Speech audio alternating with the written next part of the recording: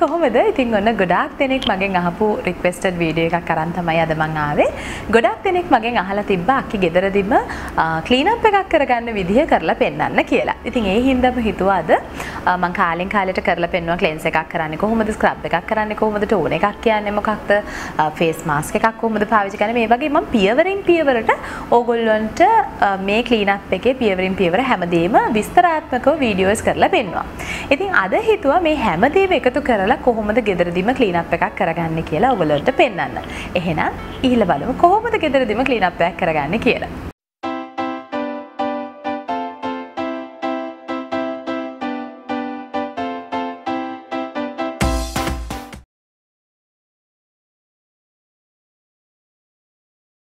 ඉතින් මම ඉස්සල්ලාම සාමාන්‍යයෙන් කරන්නේ මගේ මුළු මූණෙම තියෙන අනවශ්‍ය රෝම අයින් කර ගැනීම සහ අයිබ්‍රෝස් දෙක හදන එක තමයි. ඉතින් ඔයගොල්ලන්ට මම කලින් පෙන්නලා තියෙනවා මම සාමාන්‍යයෙන් මගේ මූණට මම පාවිච්චි කරන්නේ මෙන්න මේ ෆේස් ෂේවිං ටෙක්නික් එක. ඉතින් මගේ අයිබ්‍රෝස් දෙක පවා මම හදන්නේ මෙන්න මේ රේසර් එකෙන් තමයි. ඉතින් මේක කොහොමද හරියටම කරගන්නේ කියලා විස්තරාත්මකව බලන්න කැමති නම් ඔයගොල්ලන්ට පුළුවන් ෆේස් ෂේවිං ගැන තියෙන වීඩියෝ එක ගිහිල්ලා බලන්න.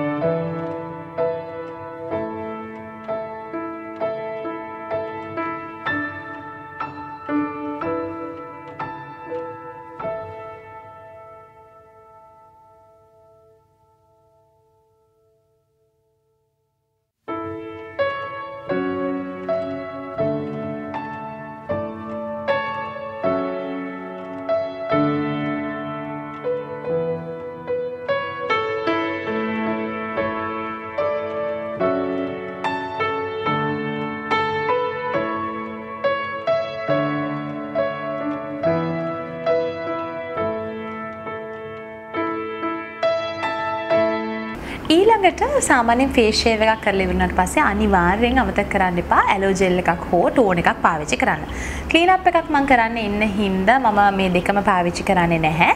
කෙලින්ම ක්ලෙන්ස් එකට තමයි යන්නේ. ඉතින් අද ක්ලෙන්ස් එක විදිහට මම තෝරගත්තේ ටිකක් ඩීප් ක්ලෙන්ස් එකක්. මොකද ක්ලීන් අප් කරද්දී හොඳටම මූණ පිරිසිදු කරගන්න ඕන හින්දා ඩීප් ක්ලෙන්ස් එකක් පාවිච්චි කිරීම ඉතාමත්ම වැදගත්.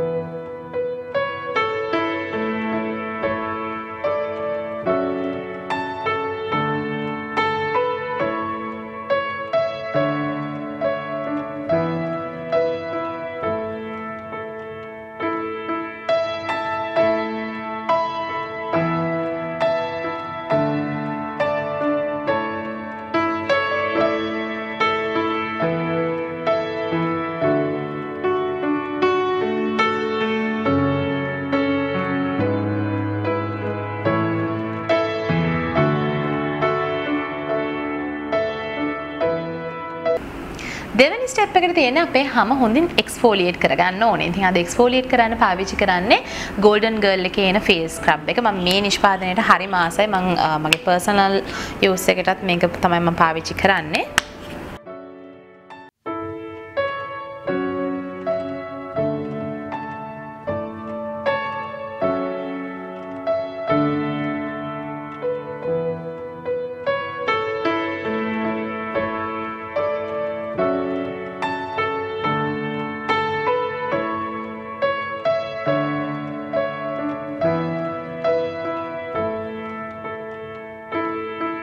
විශේෂයෙන්ම ස්ක්‍රබ් කරද්දී මෙන්න මේ නිකට යට සහ නහය වටේ හොඳින් ස්ක්‍රබ් කරන්න ඕනේ. එතකොට ඔයගොල්ලෝගේ white heads සහ black heads ඇතිවීමේ ප්‍රවණතාවය අඩු වෙනවා. ඉතින් ඒක මම ස්ක්‍රබ් වීඩියෝ එකේ වැඩි විස්තර මම කියලා දෙනවා.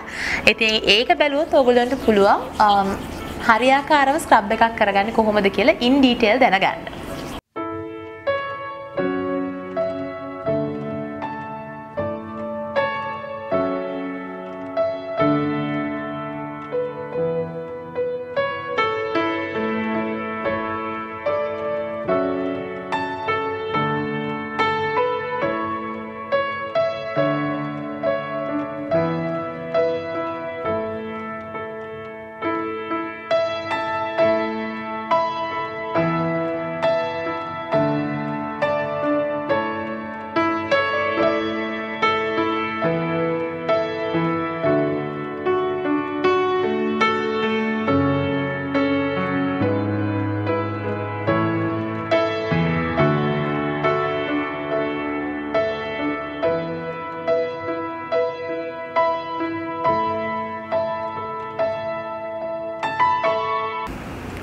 අපේ හැම හොඳින් ක්ලෙන්ස් කරගෙන ස්ක්‍රබ් කරගත්තට පස්සේ අනිවාර්යයෙන්ම ටෝන් එකක් මේ අවස්ථාවේදී එකතු කළ යුතුයි. මොකද කලින් මම මගේ ෆේස් ෂේව් එක කරලා වුණත් මම ටෝන් එකක් පාවිච්චි කරේ නැහැ. මොකද ඒත් එක්කම මම ක්ලෙන්ස් එක කරන හින්දා. හැබැයි ස්ක්‍රබ් කරලා හැම එක්ස්ෆෝලියේට් කරගෙන අපේ මැරුණු සයිඩ සියල්ල ඉවත් කරගත්තට පස්සේ අනිවාර්යයෙන්ම ටෝන් එකක් පාවිච්චි කළ යුතුමයි. අද ටෝන් එක විදිහට මම පාවිච්චි කරන්නේ Aroma Magic එකේ එන brightening lotion එක. ඉතින් ඔයගොල්ලන්ට කැමති ටෝන් එකක් පාවිච්චි කරන්න පුළුවන්. හැමේ තියෙන ස්වරූපයත් එක්ක.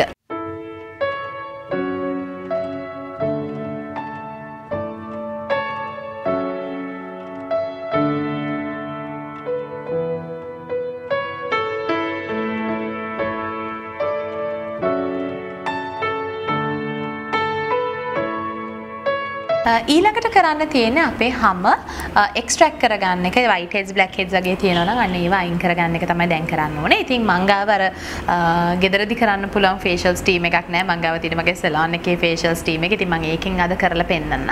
හැබැයි ගෙදරදී facial steam එක හරියට කරගන්නේ කොහොමද කියලා මම වෙනම වීඩියෝ එකක් කරලා තියෙනවා. ඉතින් ඒක බැලුවොත් ඔයගොල්ලන්ට ගෙදරදී පාවිච්චි කරන steam එකක් කොහොමද පාවිච්චි කරන්න කියලා බලන්න පුළුවන්.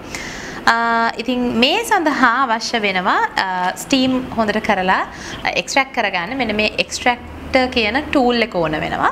ඉතින් ඉස්සෙල්ලම කරන්න ඕනේ අපේ හැම හොඳින් ස්ටීම් කරගන්න එක.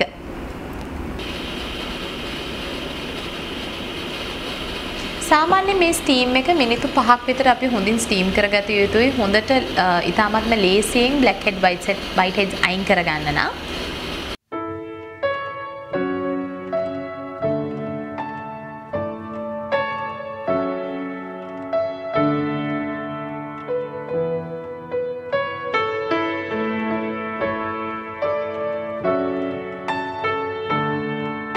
දැන් ඔයගොල්ලන්ට පුළුවන් මෙන්න මේ ටූල් එකෙන් ලේසියෙන්ම white heads ටික අයින් කරගන්න. මගේ නම් සාමාන්‍යයෙන් white heads තියෙනවා අඩුයි. මොකද මම නිතර මගේ හැම හොඳට එක්ස්ෆෝලියේට් කරන හින්දා.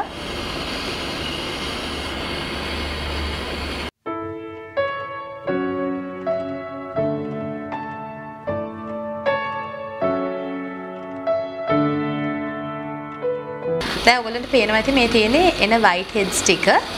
ඉතින් මගේ එච්චරම ගොඩාක් white heads නෑ. හැබැයි white heads තියෙන කෙනෙක් නම් ලේසියෙන්ම මේ වෙලාවේ මෙන්න මේ විදිහට ඔයගොල්ලන්ට white heads ටික ගලව ගන්න පුළුවන්.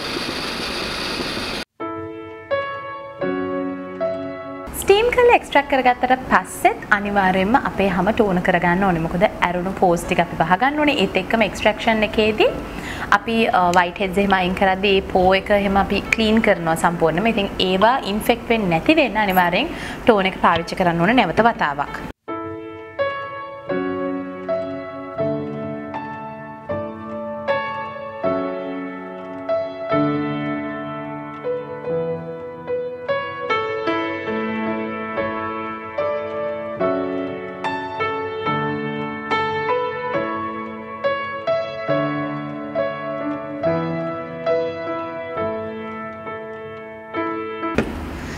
ඊළඟට ඔයගොල්ලන්ට පුළුවන් පාවිච්චි කරන්න කැමති ෆේස් මාස්ක් එකක්.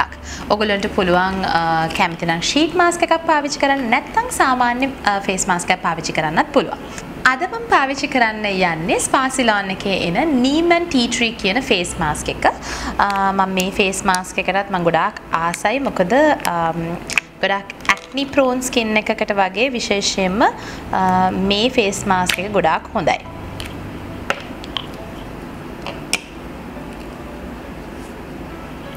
මේ විදිහට බ්‍රෂ් එකකින් පුළුවන් ඔයගොල්ලන්ට ඔයගොල්ලෝගේ ෆේස් මාස්ක් එක ආලේප කරගන්න.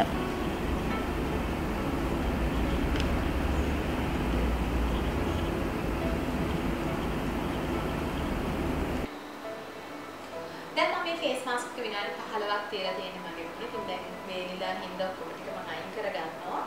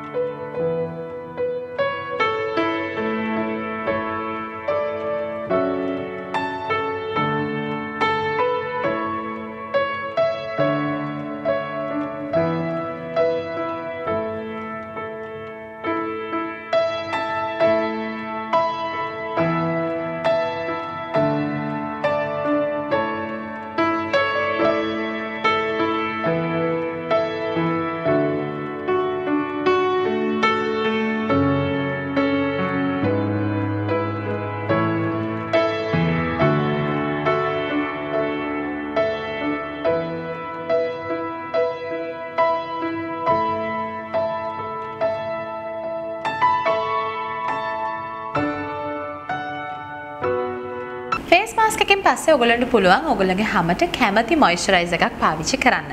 මම සාමාන්‍යයෙන් ගෙදරදී නම් ඉන්නේ මම ගොඩක් වෙලාවට පාවිච්චි කරන්න කැමති ඇලෝවෙරා ජෙල් එක තමයි. මොකද ඇලෝවෙරා ජෙල් එකෙන් අපේ හැමට හොඳ තෙතමනයක් ලබා දෙන එකටත් අමතරව සාමාන්‍යයෙන් ක්ලීන් අප් එකක් කරලා ඉවරනාට පස්සේ අපේ හැමේ දැන් එක්ස්ට්‍රැක්ට් කරලා ඉවරනාට පස්සේ හැම ඉදිමීමකට ලක් වෙන්න පුළුවන්. අන්නේ ඉදිමුම් ගතිය ඉක්මනින්ම බස්ස ගන්න පුළුවන් ඇලෝ ජෙල් ටිකක් අපේ හැමේ ආලේප කරොත්. ඉතින් එළියට යනවා නම් ඕගොල්ලෝ ගොඩාක් වෙලාවට ක්ලීන් අප් එකක් කරනවා නම් පුළුවන් තරම් හවස් වරුවේ කරන්න උත්සාහ කරන්න. මොකද ක්ලීන් අප් එකක් කරලා එළියට ගිහිලා නැවතත් කුණු දූවිලි එකතු වෙනවා කියන්නේ අපේ හැමට අපි කරපු මහන්සියේ ප්‍රයෝජනයක් නැති වෙනවා. ඒත් එක්කම ක්ලීන් අප් එකක් කරන දවසට මේකප් පවා අපේ මූණට ආලේප කරන්නේ නැතුව ඉන්නවා නම් තමයි අර ක්ලීන් අප් එකේ හරි ප්‍රතිලාභය අපේ හැමට ගන්න පුළුවන්. ඉතින් ගොඩක් වෙලාවට ක්ලීන් අප් එකක් හවස් වරුවේ වගේ කරනවා නම් ගොඩාක්ම හොඳයි. මොකද එතකොට රාත්‍රී කාලයේදී අපිට අපේ හැම හොඳට විවේකසුවෙන් තියන්න පුළුවන් හින්දා. හැබැයි රාත්‍රී කාලයේ කරනවා නම් ඔයගොල්ලන්ට පුළුවන් ඇලෝ ජෙල් එකක් දාලා සම්පූර්ණයෙන් බීරුණාට පස්සේ ඒක උඩින් නයිට් ක්‍රීම් එකක් ආලේප කරන්න පුළුවන්.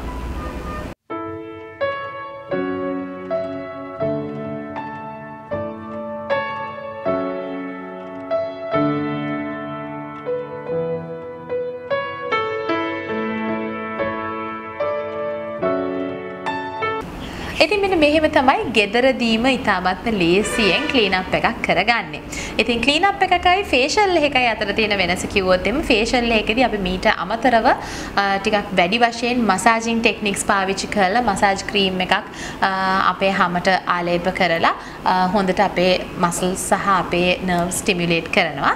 ඉතින් ක්ලීන් අප් එකක් කියන්නේ ඇත්තටම බේසික් දෙයක් අපේ ගෙදරදීම අපිට ලේසියෙන්ම කරගන්න පුළුවන්. ඉතින් ඔයගොල්ලෝ ෆේෂල් මසාජ් ටෙක්නික්ස් ගැන දැනගන්න කැමති නම් මට පල්ලෙහා කමෙන්ට් බොක්ස් එකේ කමෙන්ට් කරන්න. මම ඒකට ඉස්සරහට ඒ වගේ වීඩියෝ එකකුත් ඔයගොල්ලන්ට කරන්නම්. එහෙනම් මම හිතනවා මේ වීඩියෝ එකෙන් ඔයගොල්ලෝ ආසාවෙන් දෙයක් ඉගෙන ගන්න ඇති, ආසාවෙන් බලන්න ඇති කියලා හිතනවා. අලුත් වීඩියෝ එකකින් එහෙනම් ඉක්මනටම හම්බෙමු. බයි.